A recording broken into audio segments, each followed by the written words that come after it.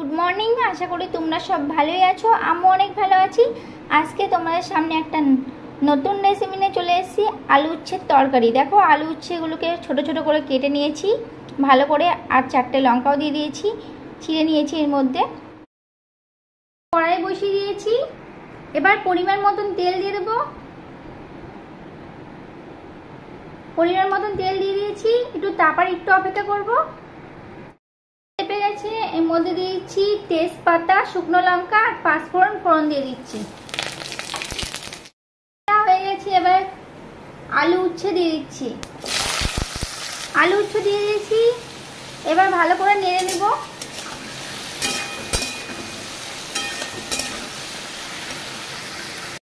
উচ্ছেগুলোকে ভালো করে লাল লাল করে ভেজে নিব। একদম লাল লাল ভাজা হবে, তো আমি 5 মিনিট ভেজে নেব লাল লাল করে। লাল লাল করে ভেজে নিয়েছি, এই যে ভালো করে লাল লাল করে ভেজে নিয়েছি। এর মধ্যে নুন, পরিমাণ মতো নুন দিয়ে দিলাম, আর দিয়ে দিলাম হলুদের গুঁড়ো। 1 মিনিট ভালো করে নেড়ে নিব। নুন হলুদ দেওয়ার পর